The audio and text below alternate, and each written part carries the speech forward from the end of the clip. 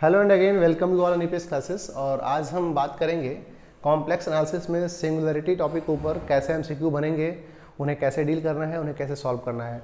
Already complex analysis में singularity पे मेरी थियरी पार्ट आ चुकी है, मेरे चैनल पर अपलोड है। आप थियरी पार्ट अगर नहीं देखे हैं तो जाके वहाँ से देख लीजिए। नियर अबाउट आधे घंटे का वो लेक्चर है जिसमें आपको सिंगुलरिटी के सारे कॉन्सेप्ट क्लियर हो जाएंगे और सिंगुलरिटी आपको लाइफ टाइम याद रहेगी। फिलहाल अभी हम इस पर्टिकुलर सेशन में सिंगुलरिटी से रिलेटेड एमसीक्यू करने वाले हैं। तो सबसे पहला जो क्वेश्चन दे रखा है वो कुछ इस प्रकार से है, F of Z is equal to 1/z-5 and z-4 तो देखो इसका मैं कॉन्सेप्ट बता दूं आपको। जैसे मान लो आपके पास कोई फंक्शन एफ ऑफ जेड हो, you have any function F of Z and something 1/z-a यहाँ पे अल्फा कर लो और z-b यहाँ बीटा कर लो, ठीक है। और यहाँ पर 1 हो या फिर z हो या फिर 2z हो या फिर e⁻z हो, कुछ भी हो। मतलब अगर यहाँ पर आपके पास कोई एनालिटिक फंक्शन हो, कोई भी एनालिटिक फंक्शन हो, ठीक है, तो उस सिचुएशन में यहाँ पे a पर at z is equal to a, ठीक है, पोल ऑफ ऑर्डर अल्फा, ठीक है, and at z is equal to b पर पोल ऑफ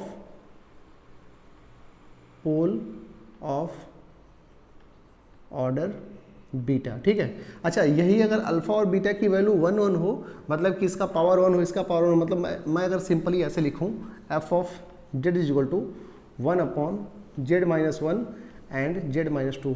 तो z इज इक्वल टू 1 पे and z is equal to 2 पे सिंपल पोल है। मतलब कि अगर यहाँ अल्फा और बीटा की वैल्यू 1 1 हो गई तो z is equal to 1 and 2 पे दोनों पे सिंपल पोल हो जाएगी। फिलहाल यहाँ पे हम बात ये कर रहे हैं कि अगर f of z is equal to आपका 1/z-a अल्फा हो, z-b हो, तो यहाँ पे at z is equal to alpha pole of order alpha होगा and z is equal to b पर पोल ऑफ ऑर्डर बीटा होगा, ठीक है। तो यहाँ पे आपको एक मैंने इंपॉर्टेंट रिजल्ट लिखवा दिया कि अगर जो है आपके पास कुछ इस प्रकार का मिलता है फंक्शन, यहाँ पे 1 दे रखा है, ठीक है, कोई बात नहीं, लेकिन अगर 1 की जगह कोई एनालिटिक फंक्शन हो, मतलब z हो, e⁻z हो, साइन क्या कहते हैं e⁻z हो, और कोई भी एनालिटिक फंक्शन हो, मान लीजिए z² हो गया, z³ हो गया, कुछ भी हो गया, तो यहाँ पे यही सेम रिजल्ट आने वाला है। तो अगर इस पर्टिकुलर थ्योरी को हम फॉलो करें तो इस क्वेश्चन का जो आंसर होने वाला है वो क्या है कि pole of order 3 at z is equal to 5, z is equal to 5 पे पावर 3 है तो पोल ऑफ ऑर्डर 3 होगा and pole of order 2 at z equal to 4। तो यहाँ पे आपका ऑप्शन बी करेक्ट हो जाएगा, ठीक है। मतलब ये एक इंपॉर्टेंट रिजल्ट है जिसे आप नोट करेंगे। उम्मीद करते हैं समझ में आ गया होगा, ठीक है। 1 की जगह z, e⁻z, z², कुछ भी हो, कोई भी एनालिटिक फंक्शन हो, अगर नीचे कुछ इस प्रकार का आपको जो है सीन दिखता है तो ये आपका वहाँ पर फॉलो होगा। और यहाँ पे z is equal to 1 and 2 पर क्या है, 2 पर क्या है भाई, सिंपल पोल है। मतलब pole of order 1 is known as simple pole, ठीक है। इतनी बात समझ में आई। अब इससे रिलेटेड जो है एक दो क्वेश्चन और कर लेते हैं। आपके बुक में ऐसा क्वेश्चन दिया है और उसके पूछने के चांसेस भी हैं, ठीक है। आपके पर्टिकुलर जो यूनिवर्सिटी के सिलेबस में बुक चलती है उस बुक में एक क्वेश्चन कुछ इस टाइप का दिया है, ठीक है। ज़रा मैं उस क्वेश्चन को लिख के और आपको बता दूं, क्योंकि वो क्वेश्चन ऐसा मुझे लगता है ना कि इम्पॉर्टेंट हो सकता है। जैसे मान लो आपके पास कह रहा है, एक क्वेश्चन दिया है F of Z is equal to, ये इंपॉर्टेंट क्वेश्चन है भाई, ध्यान देना। F of Z is equal to दे रखा है z⁸ plus z⁴ plus 2 upon में दे रखा है z-1⁻3 और यहाँ पे दे रखा है यहाँ पे दे रखा है 3z + 2 का होल स्क्वायर, ठीक है। और यहाँ पे अब बताना है आपको इसके पास क्या पोल है और क्या मतलब किस किस पॉइंट पे क्या है, ठीक है। तो किस ऑर्डर का पोल है। तो देखो अगर इसके हम जो है सिंगुलरिटी की बात करें, सिंगुलरिटी की अगर हम बात करें इसके बारे में, तो इसकी सिंगुलरिटी क्या होगी, इसकी सिंगुलरिटी होगी z इज इक्वल टू 1 पे, z इज इक्वल टू 1 पर क्या होगा, पोल ऑफ ऑर्डर 3 होगा, z इज इक्वल टू 1 पे पोल ऑफ ऑर्डर 3 होगा and z is equal to -2/3 पर क्या होगा, पोल ऑफ ऑर्डर 2 होगा। ठीक है, मतलब कि अगर इसका ये पर्टिकुलर आपको यहाँ पे क्वेश्चन दिया होता तो वो वाला ऑप्शन करेक्ट होता जिसमें z इज इक्वल टू 1 पे पोल ऑफ ऑर्डर 3 हो और z इज इक्वल टू -2/3 पर पोल ऑफ ऑर्डर 2 हो। ठीक है, बात समझ में आ रही है। अब उम्मीद करते हैं कि आपको सिंगुलरिटी की बात समझ में आ गई हो। एक ये भी क्वेश्चन था, एक और क्वेश्चन आपके बुक में दे रखा है कि f of z is equal to 1/z और यहाँ पे z प्लस z² + 4 दे रखा है, z² -4 दे रखा है। ठीक है, z² -4 दे रखा है। तो यहाँ पे क्या देखो, z इज इक्वल टू 0 पर सिंपल पोल आएगा, सिंपल पोल। आप एक काम करो ना, पेन पेपर लेके इसे नोट करते रहो। और अगर मैं z² -4 इज इक्वल टू 0 करूँ, ठीक है, तो यहाँ पे मुझे मिल जाएगा z + 2 and z -2 is equal to 0। तो z is equal to plus यहाँ से z इक्वल टू +2 एंड -2। ठीक है, at z is equal to +2 and -2 we have क्या, सिंपल पोल। ठीक है, सिंपल पोल। तो उम्मीद करते हैं कि आपको ये वाला कॉन्सेप्ट तो समझ में आ गया होगा। ठीक है, उम्मीद करते हैं कि ये पर्टिकुलर कॉन्सेप्ट आपको समझ में आ गया होगा। अब देखो यहाँ पर क्वेश्चन नंबर जो 4 दे रखा है, क्वेश्चन नंबर 4 भी बड़ा ही इंपॉर्टेंट क्वेश्चन है। देखो कह रहा है कि let f of z is equal to n is equal to 0 to infinite a n z minus z not to the power m be analytic. ठीक है, ये एक एनालिटिक फंक्शन है। ये क्या है, एक एनालिटिक फंक्शन है। अब देखो एनालिटिक फंक्शन है और फिर साथ साथ क्या कह रहा है कि a0 a1 a2 dot dot dot am-1 सबके सब 0 हो जाते हैं, सबके सब 0 हो जाते हैं। और उसके बाद फिर आपसे कह रहा है लेकिन am नॉट इक्वल टू 0 है। तो उस सिचुएशन में क्या होने वाला है, F Z is said to have, देखो यहाँ पे f of z equal to क्या देखा है, f of z equal to दे रखा है summation n is equal to 0 to infinite an z minus z not to the power m। ठीक है, और यहाँ पर जो a0 है, a1 है, a2 है, डॉट डॉट डॉट जो am-1 है, ये सब के सब 0 हैं। मतलब आपको जो टर्म मिलेगा वो am z minus z not to the power m ये मिलने वाला है। तो यहाँ पर z is equal to z not पर जीरोज मिलेगा, जीरोज ऑफ ऑर्डर m। ठीक है, मतलब ये अगर अपॉन में होता, मतलब कि अगर 1/z माइनस z नॉट का पावर m होता तो हम कहते हैं इसके पास क्या है, पोल ऑफ ऑर्डर m है। कहाँ पे, at z is equal to z not पर। अगर ऐसा होता तो, लेकिन अगर ये अपॉन में नहीं है, ऊपर है, तो इसके पास जीरोज होंगे। मतलब आप ये समझिए कि अगर जो है कोई भी आपके पास पर्टिकुलर चीज़ दे रखी है, तो अगर नॉर्मल है तो जीरोज होगा और 1/that थिंग है तो वहाँ पे पोल होगा और जो पावर हो। जैसे मान लो हमने कहा कि z minus a to the power 5। ठीक है, तो यहाँ पे z is equal to a पर, z इक्वल टू a पे क्या है, जीरोज ऑफ ऑर्डर 5 है। लेकिन अगर यही 1/z minus a to the power 5 हो जाए तो हम कहेंगे at z equal to a पे इसके पास पोल है ऑर्डर 5 का। ठीक है, तो उम्मीद करते हैं ये भी कॉन्सेप्ट आपको समझ में आ गया होगा। और यहाँ पे zeros of order m at z equal to z not, ये वाला आपका ऑप्शन करेक्ट हो जाएगा। ठीक है, तो पहला और चौथा क्वेश्चन तो आपका हो गया इस पर्टिकुलर दिए हुए क्वेश्चन में, ये समझ में आ गया होगा।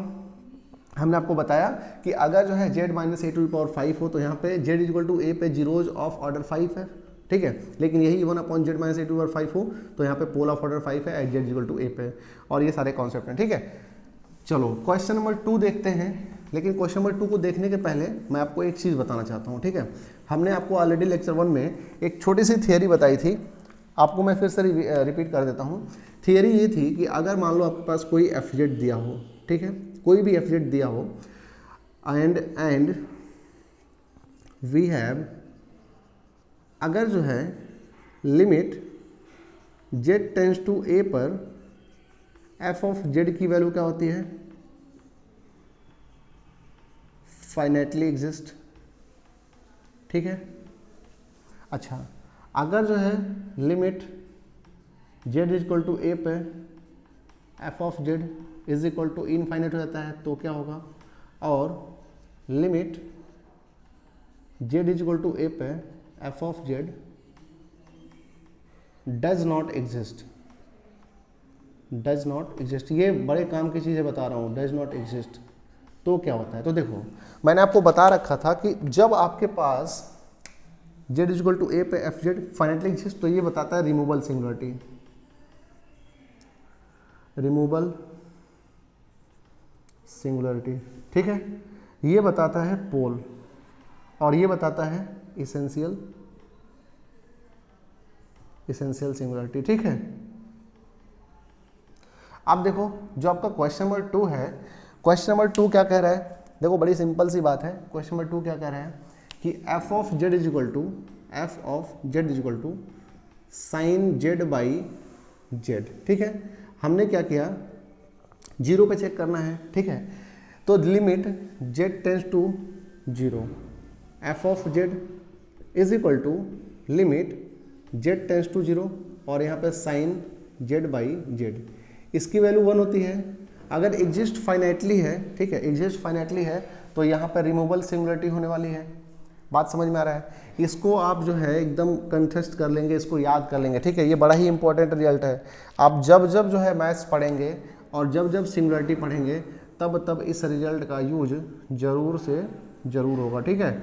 मतलब आपको क्वेश्चन सॉल्व करने में इसका हेल्प मिलेगा, 100% श्योर है कि ये आपको बड़ा मदद करने वाला है, ठीक है। तो उम्मीद करते हैं ये क्वेश्चन आपको समझ में आया होगा। चलिए आगे जो क्वेश्चन नंबर 3 दे रखा है, देखो क्वेश्चन बड़ा ही अच्छा है और क्वेश्चन बड़ा ही सिंपल सा है। इसको देख के आपको लगेगा ऐसा कि इसमें क्या हो सकता है क्या नहीं हो सकता है, बट ये इतना सिंपल सा क्वेश्चन है ना, बस देख के आपको लगेगा कि खतरनाक है, लेकिन खतरनाक है वह नहीं, ईजी क्वेश्चन है, ठीक है। चलो क्वेश्चन नंबर 3 को देखते हैं, फिर आगे हम नए कॉन्सेप्ट को डिस्कस करेंगे और भी कुछ क्वेश्चन आपको बताएंगे। फिलहाल मुझे ऐसा लग रहा हो कि आप सेशन को एंजॉय कर रहे होंगे, आपको चीज़ें समझ में आ रही होंगी और ये आपको बड़ा हेल्प करने वाला है। अभी और भी मैं क्वेश्चंस आपको करा दूं, ठीक है। Before going to question number 3 कुछ और भी क्वेश्चन आपको मैं करवा दूं। जैसे अगर मान लो मैं एक एग्जाम्पल ले लूँ, आपको कि f of Z is equal to 1/z minus 4 कर लेता हूँ। तो जैसे ही z इज इक्वल टू 4 मैं पुट करता हूँ, ये जो चीज़ है क्या हो जाएगी, इनफाइनाइट हो जाएगी। मतलब कि z इज इक्वल टू 4 पे क्या है, पोल है, और z माइनस 1 का पावर जो है देखा जाए तो 1 है, तो पोल सिंपल हो जाएगा, सिंपल पोल हो जाएगा। लेकिन यही अगर मैं ऐसे कुछ कर दूं 1/z माइनस 7 का पावर 3, तो at z is equal to 7 इसके पास पोल होगा, और जो पोल होगा उसका ऑर्डर कितना होगा, पोल ऑफ ऑर्डर 3, ठीक है। अब देखो यहाँ पे जो क्वेश्चन नंबर 3 दे रखा है ना, इस पे आप इंपॉर्टेंट लिख लेना, ठीक है, इस पे आप इंपॉर्टेंट लिख लेना। और आप जो है क्वेश्चन नंबर अभी इसके साथ में एक जो बताया था उस पर इंपॉर्टेंट कर लेना, ये भी इंपॉर्टेंट ही है। देखो यहाँ से एक क्वेश्चन तो आपको मिल ही जाएगा, ठीक है। आप कोई सा भी यूनिवर्सिटी का एग्जाम दे रहा हूँ, एक क्वेश्चन तो मिल जाएगा। अब इसको इरेज कर रहा हूँ, ये कॉन्सेप्ट आप अपने पेन पेपर से लिखना, कॉपी पे नोट्स बना लेना। तीसरा क्वेश्चन सॉल्व करते हैं, और तीसरा क्वेश्चन बड़ा ही अच्छा क्वेश्चन है। देखो अगर हम तीसरे क्वेश्चन की बात करें तो क्वेश्चन नंबर 3 में क्या दे रखा है, अब देखो क्वेश्चन नंबर 3 की अगर हम बात करें तो कुछ इस प्रकार से दे रखा है, F of Z is equal to दे रखा है Z minus sine Z, okay, and upon में जेड क्यूब दे रखा है। देखो अगर जो है आपको पता है साइन एक्स जो है या फिर साइन थीटा या फिर कुछ भी, साइन एक इनफाइनाइट सीरीज है, तो साइन जेड इक्वल होता है Z minus Z cube upon factorial 3, Z का power 5 upon factorial 5 and so on, ऐसे होता है, ठीक है। तो अगर मैं इस वैल्यू को यहाँ यूज कर लूँ तो f of Z equal to क्या मिलने वाला है, जेड माइनस ब्रैकेट में z minus Z cube upon factorial 3 minus z का पावर 5 अपॉन फैक्टोरियल 5, ठीक है, ऐसे कुछ मिलने वाला है। अपॉन में क्या है, जेड का क्यूब है, मैंने ये वैल्यू जो है साइन जेड की उठा के पुट कर दी है। ब्रैकेट ओपन करेंगे तो इस जेड से जेड कैंसिल हो जाएगा और ये माइनस साइन से ये सब प्लस में आ जाएंगे, तो आपको क्या मिलेगा, Z cube by factorial 3 plus Z का power 5 upon factorial 5 and so on upon Z का क्यूब। अगर मैं जेड का क्यूब यहाँ पे कॉमन कर लूँ, ठीक है, मतलब यहाँ पे मैं अगर जेड का क्यूब कॉमन कर लूँ तो यहाँ पे वैल्यू 1 हो जाएगी, यहाँ पे वैल्यू जो है जेड स्क्वायर हो जाएगा, और आगे जो वैल्यू आएंगे उसमें हम कुछ जो है जेड का पावर 3 कॉमन कर लेंगे। इसको अगर मैं कैंसिल आउट कर दूं तो अब देखो ना यहाँ पे जेड का जो पावर 2 है ये ऊपर है, अपॉन में नहीं है, ठीक है। तो आपको कुछ इस प्रकार से मिलेगा 1/3 plus Z square upon factorial 5 plus, अच्छा जेड के पावर 7 जो आता है तो 3 बाहर कर लिए तो जेड का पावर 4/7 कुछ ऐसे मिलेगा। तो यहाँ पे जो जेड है ना वो कहीं भी अपॉन में नहीं आ रहा है, मतलब नीचे नहीं आ रहा है, वो हमेशा का हमेशा जो है क्या है अंश में बना है, हर में नहीं आ रहा है, मतलब कि डिनोमिनेटर में नहीं आ रहा है, न्यूमरेटर में ही है, ठीक है। तो इस पर्टिकुलर सॉल्यूशन से आपको क्या दिखता है कि जेड स्क्वायर जेड का पावर 4 सबके सब ऊपर ही है। तो मैंने आपको जब भी बताया था कि जेड स्क्वायर अगर ऊपर है तो ये क्या है, एक एनालिटिक फंक्शन है, ठीक है। तो यहाँ पे ये जो मिलने वाला है ये पर्टिकुलर क्या शो कर रहा है, अगर मैं जेड इक्वल टू 0 पुट करूँ तो वैल्यू 1/3 आ जाएगी, ठीक है। तो मतलब कि आपको यहाँ पे रिमूवल सिंगुलरिटी मिलने वाला है, ठीक है, यहाँ पे रिमूवल सिंगुलरिटी मिलने वाला है। आप जैसे ही साइन जेड को ओपन करेंगे तो जेड से जेड कैंसिल आउट हो जाएगा और जेड क्यूब आपको कॉमन मिलकर कैंसिल आउट हो जाएगा और आपको ये चीज़ें मिलेंगी, तो आपको यहाँ पे रिमूवल सिंगुलरिटी मिलेगा। उम्मीद करते हैं ये क्वेश्चन आपको समझ में आया होगा, ठीक है। और बड़ा ही इंपॉर्टेंट सा क्वेश्चन था और सिंपल क्वेश्चन भी था। ये क्वेश्चन ऑलरेडी जो है आपके कानपुर यूनिवर्सिटी ने और आगरा यूनिवर्सिटी ने और RML जो है राम मनोहर लोहिया यूनिवर्सिटी ने अपने ऑब्जेक्टिव क्वेश्चन में इसको पूछ रखा है, ठीक है। और ये क्वेश्चन मैं आपको बताते चलूँ कि जो आपके MSc एंट्रेंस के एग्जाम होते हैं उसमें भी ये क्वेश्चन पूछ चुका है ऑलरेडी, जो है BHU में और DDU गोरखपुर में भी ये क्वेश्चन पूछ चुका है, ठीक है। तो बड़ा ही इंपॉर्टेंट क्वेश्चन, इसको देख के आदमी क्या सोचेगा कि अरे यार जेड क्यूब नीचे है, जैसे ही जेड टेंस टू 0 करेंगे इनफाइनाइट होगा, और अगर इनफाइनाइट होता है तो पोल मिलता है तो पोल टिक करके चले जाएंगे, लेकिन यहाँ पे रिमूवल सिंगुलरिटी, क्योंकि इसको ओपन करने के बाद ये रिमूवल सिंगुलरिटी में चली जाती है। अच्छा, ऐसा देखा जाता है, कई सारे ऐसे मैथमेटिशियन हैं जो विद्वान हैं मैथ के, तो वो जो है रिमूवल सिंगुलरिटी को सिंगुलरिटी मानते भी नहीं हैं। वो कहते हैं कि रिमूवल जो सिंगुलरिटी है वो कोई सिंगुलरिटी थोड़ी ना होती है, वो तो मतलब एनालिटिक फंक्शन की ही तरह ट्रीट होता है। अच्छा, मैं आपको आगे एक क्वेश्चन और जो है 2-3 और क्वेश्चंस करवाता हूँ। जैसे अगर हम बात करें तो अगर जो है मान लो आपको f ऑफ जेड दिया हो और यहाँ पे e का पावर 1/z दिया हो, ठीक है। तो at z is equal to 0 पर क्या होगा इसके पास, at z is equal to 0 पे एफ जेड हैज़, मैंने आपको बताया था ये at z is equal to 0 पे, या तो ये क्वेश्चन दिया हो या फिर आपको कुछ इस टाइप का क्वेश्चन दिया हो f of z is equal to e का power z at z is equal to infinite, ठीक है। जो इसका आंसर होगा वही इसका आंसर होगा, दोनों क्वेश्चन सेम है। यहाँ पे 1/z कर दिया है, z इक्वल टू 0 कर दिया है, यहाँ पे e टू पावर z किया है, z इक्वल टू इनफाइनाइट कर दिया है। तो एफ जेड हैज़ क्या हो जाएगा, इसेंशियल सिंगुलरिटी, ठीक है, और यहाँ पे भी इसेंशियल सिंगुलरिटी, ठीक है। तो इसको मैंने ऑलरेडी आपको बता दिया था।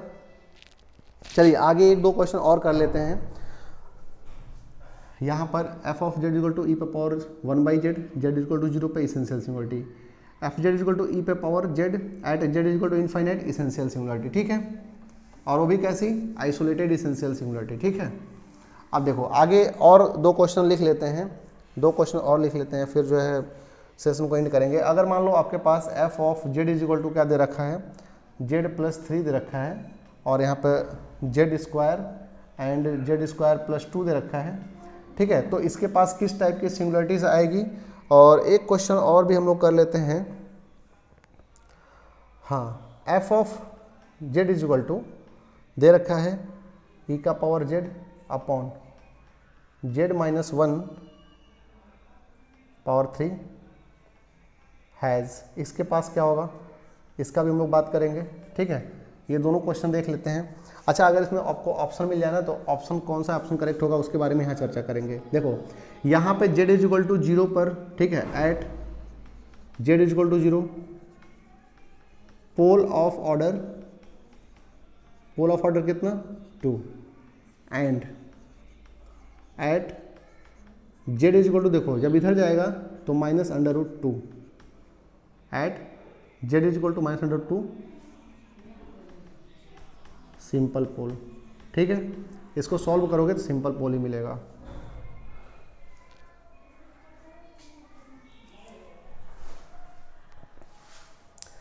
इतनी बात समझ में आई। अब नीचे आपको दे रखा है f of Z is equal to what, z-1 का whole cube, f of Z is equal to z-1 का होल क्यूब। यहाँ पे at z is equal to 1 क्या मिलेगा, पोल ऑफ ऑर्डर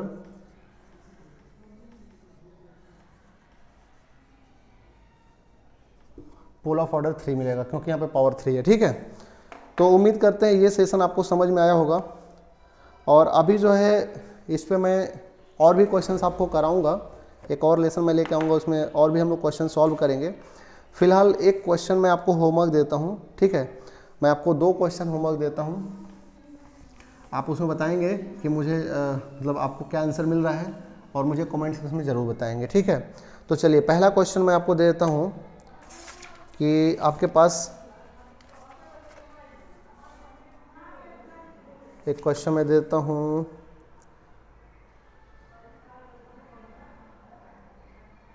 लिख लीजिए, f of Z is equal to 1 upon z square minus 1 has singularity. आप बताएंगे singularity क्या होगी। ठीक है, singularity at z is equal to 1, मतलब किस टाइप की सिंगुलरिटी यहाँ पे आएगी। ठीक है, पहला क्वेश्चन ये हो गया।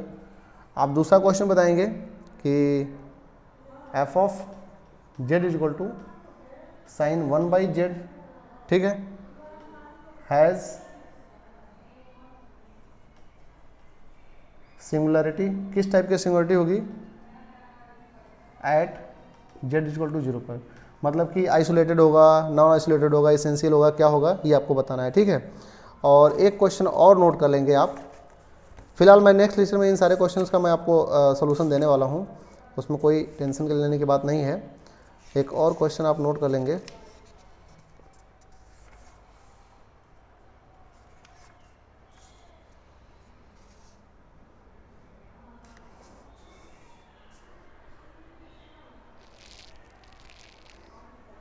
आपको अगर मान लो मैं क्वेश्चन दे दूं कुछ इस प्रकार से कि